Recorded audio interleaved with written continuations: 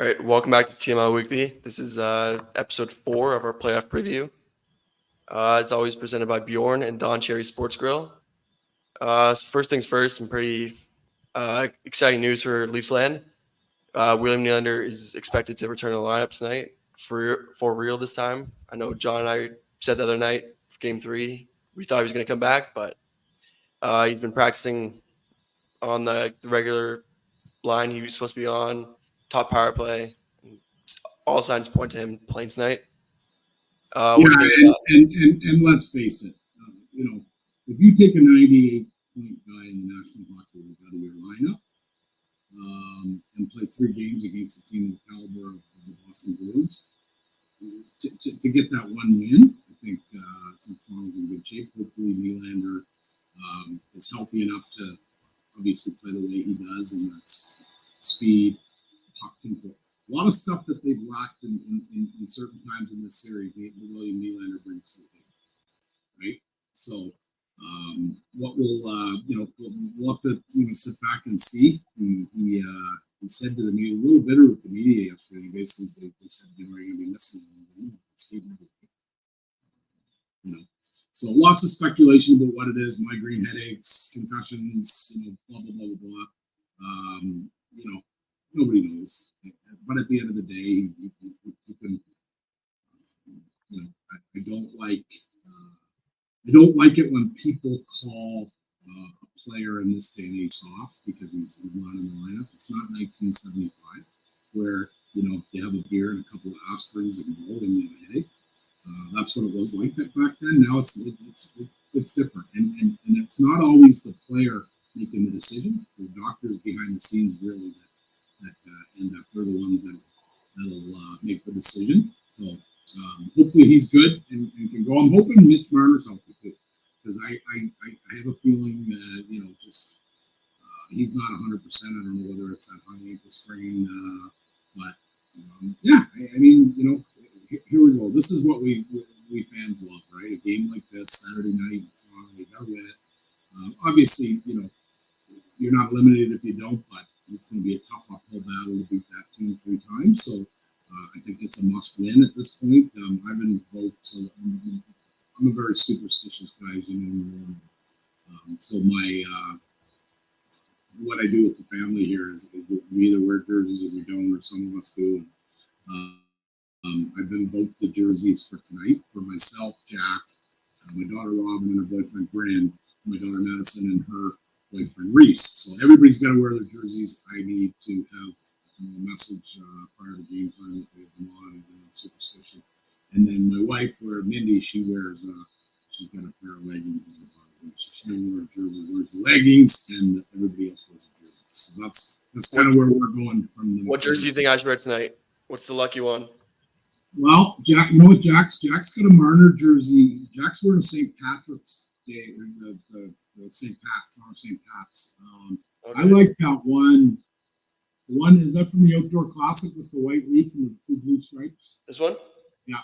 Yeah, it's the 2018 Stadium Series one. Yeah, I have that one. I've got that one signed by us. Oh yeah, yeah, that was a nice one.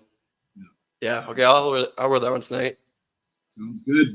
And get your family too, right? You guys can contribute here. Right? Yeah. We all toe the line here. It's been fun. The playoffs have been great. Yeah. Good hockey, heavy hockey. I hope the Dillon kids okay in Winnipeg. That was scary. I love the scrums at the end, but it's just so quick for something like that to happen. We'll see. All the series is there. You got the Islanders fighting right now in overtime, hoping to extend their season. And Tampa, Florida started. Tampa could be out tonight. Lots of fun hockey right now. Yeah, as I'm watching like the Canes Isles game or the Capitals Rangers game, I keep thinking how much more fun it would be if Pittsburgh, Detroit, New Jersey got in over Washington and the Islanders. Like, they're not playoff teams. They're minus 30 making the playoffs. It's showing. Yeah. Oh, for sure. Just not fun to watch. You know who speaking of Washington, and a lot of people counted Alex Ovechkin out, Christmas time, he had 10 goals or something like that. really turned it on and up to 30 in around there. Wasn't it about 30 yet in the regular season? Yeah, he got 30. He had a good second half, but I mean, he's lost out there with the speed in that series. He's struggling with to keep up, and playoff hockey obviously ratchets up a little bit from the regular season, and you can see it. Yeah. Games. It's tough to see because he's a great player. One of those guys, right? Yeah. Good. Yeah. So do you want to touch on Mitch Marner and Toronto media? What's going on there? Yeah, I mean, it bothers me because Mitch is a world class. Okay, a lot of these media types and some of the fan base, let's be honest, are out there, and what's happening is they're roasting this kid. Well, where's Mitch? People are forgetting that he's playing against Pasternak. So him and Tavares almost ever shake the series against Pasternak. And Pasternak's not the guy beaten.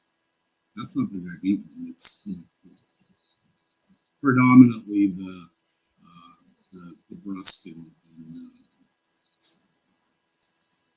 Sean Connery in certain game 3. He's been fine. It's tough. The playoffs are tough, and you can't rake a kid over the coals daily, putting him on the front page of the sports paper. Whereas Mitch, like, come on, the kid cares. He's out there. I think a lot of the media should be ashamed of themselves for doing this. People come back and say, "Oh, how come the Leafs haven't won since 1967?" It's tough to play here. It's really, really tough to play here because it's easy to say to a young guy coming in, "Hey, you don't read the papers or don't follow anybody on Twitter that their families do, their friends do." Right? It gets back to them. A lot of guys try to tune it out, but it gets back to them, and they take it personally. These guys are professional athletes that care about what they're doing. Care about certainly a guy like Marner that grew up in the Leaf family. For people to question his courage or heart or whatever, I think it's irresponsible. I think what it's going to end up doing is driving a kid like that out of town. He's going to be successful on the ice where he goes. Maybe going to a smaller market will be something that he's going to want to do when free agency comes. And shame on the Toronto media and a lot of fans for that. Embrace your players. Well, I think he's struggling. I think he may be missing something. I'm not sure, but I'm fine with his play. You're bringing in the two things that we mentioned it the other night that I think we've been lacking is kind of speed through the neutral zone. Nylander will bring that.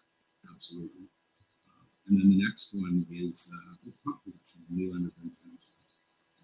One thing that we've been a little sloppy in our own end is getting that puck up to the wingers and executing an exit strategy, I guess, out of your zone with speed. Bringing TJ Brodie is going to help that. He's been his whole career a real good first pass guy. He's got a good stick. I think this indicates that there's something wrong with Liljegren. I don't think he's 100%. And if they go back and say, hey, I think this is a better option, they put a little bit of veteran presence, whether it was him or Gio coming in on the back end, I think that's going to help slow the guys down, a little bit. And then, you mentioned Robertson to the fourth line. I'm a little concerned about that. Yeah, Robertson on the fourth line is a little questionable, I think. Yeah, I like what Dewar's brought to the table. Yeah, especially for the penalty kill too. But I get it for the goals. You need more goals to score if you're going to come back and win the series. But I don't know if Robertson on the fourth line is going to get you many goals, if any. And while not doing that, I don't know if he's going to get very much production defensively, checking. Like he's going to be playing against Pat Maroon, albeit he has Reeves on his line, but going against Maroon, Boquist, Frederick, whoever it is. It's going to get bounced around a little bit, let's face it. Yeah. But I've been okay with the 3 games. You're missing a 98-point guy. A 98-point guy in the National Hockey League in this day and age, and you haven't had him for the last 3 games, and you're down 2-1, and you could really be up 2-1, or not 3-0. Yeah. Game 1 is going to go that way. Yeah. Can you hear me? Okay. Is my mic's acting up here? Is that a little bit better, Nolan? Yeah. I think he's got just yell a little bit. Okay. Something's going on there, but yeah. Yeah. Do you want to just talk about the game now coming up? Yeah. I mean, it's a home game Saturday night. I don't think Sheldon Keefe needs to talk. Needs to say too much before the game. These are professional athletes, as I mentioned. They'll be ready to go. I'd like to see them start like they did most of the games in periods. They started well, and if you can get that first goal, that's huge. Or if they get one, you got to get one back pretty quick, right? And when they scored the other night on the power play, and then Toronto marched right back down and tied it up, that was massive. That was absolutely massive, and they need to be able to respond like that. But you can't let a team like this hang around. You play a little bit of a rope-a-dope, right? As long as the game's 2-1, 3-2, Boston's never on it. They've got enough weapons. They play a real strong structure to keep that game within 1, and then they can pounce, just like Marchand did the other night. That all of a sudden Toronto had a wave of momentum, and everything was going well, and boom, snipe.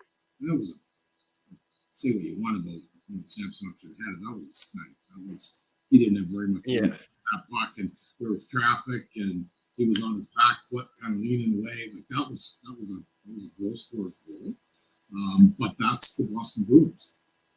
So when you get up, if Toronto has a good start, gets up a goal, continue to play that physical forecheck, create turnovers. The second goal is huge. It could open the floodgates, right? And you got to get to these goalies. Both of these goalies, and you get Swayman back. But both of these goalies are, they're gettable. They're human beings, right? If you can get a 3-0 lead on Swayman tonight, the game might turn a little ugly, and I think Toronto is much more prepared for that than they've been in the past. Perfect. Let them start taking runs, and you deal with that, whichever way within the rules you feel is necessary. But step on their throats a little bit. Let's have some killer instinct. Don't make this game. Don't let them hang around. Right? You can take a team's will away from them by continuously, playing the right way and getting pucks deep and hit and turn it over. Right? That would be my game plan going in tonight. Just keep doing what you're doing. They're playing well. They're not playing bad hockey. Right? Yeah. They're playing a really good team. Either of these teams could win the Stanley Cup this year. So it's going to be a fun game to watch. I think it's going to be heavy and physical. So let's see. Yeah, I think so. Swayman, I think he's the projected starter to play tonight. So he'd be playing back-to-back games. So I think the first time that they've had a back-to-back game for a goalie in Boston in 2 months, almost maybe. I'm not sure the exact date, but not really back-to-back though. He's had 3 days off, right? Yeah, I just mean like back to back on their rotation. Yeah, but, yeah. I mean, Jim Montgomery, you look down the bench and you're looking at your lineup, and it's like, okay, it's not. And Swayman's won both. 1A, 1B. 1.5 a game. Right, absolutely. You gotta ride the guy that's gonna. Yeah, but I think the Leafs, with Nylander returning tonight, back at home, they have a real opportunity to really take to Boston. Imagine they go off tonight, score a bunch of goals, get Swayman, lose all his confidence, and then they're forced to play Elmer Game 5. Right. And then there's a bit of a controversy there. I don't know. This series is ripe for the taking for sure. You've already won in Boston. You've proven you can do that. So you win tonight. You got to take care of the one tonight. Yeah. You can't. If the Leafs lose tonight, go down 3-1, heading back to Boston for Game 5. Yeah. I don't like that. I don't know. It's must win tonight. Yeah, well, let's do some predictions. What did Johnny say? Johnny texted us earlier. He said 3-2, Mitch Marner, game winner. I like that.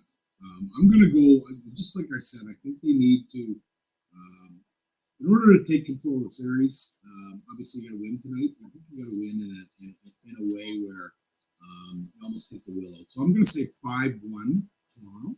And I think Austin's going to have a couple. I think Bertuzzi's going to have one. I think Marner's going to get a couple of real good helpers on the power play. I think he's seeing the puck well, and let's hope he goes. And I think Nylander's going to be flying out there. I think he's the type of kid that takes when the media is yapping about him, and he was, like I said, sour yesterday in his press conference and press availability. He's been skating too. He'll come over with a chip on his shoulder. So I think those three big guys are going to be. I think Samsonov's going to have a good game too. What do you got? I'm going to go 5-3 Leafs and Nylander game winner. I love that. That'd be great. So let's. When's the next one? Is it Monday or Tuesday? It should be Monday. I think. It'll be Monday, Wednesday, Saturday. Oh, yeah, Monday, Wednesday, Saturday again. Or Friday, maybe. I'm not too sure, but we had to get there first, so we'll figure it out. We just need to win tonight. Absolutely. All right, folks. We'll enjoy the game, and we'll do another preview next game, and kind of wrap up the last one. Thanks to Bjorn and Don Cherry Sports Grill, and Leafs go. Yeah, Leafs go.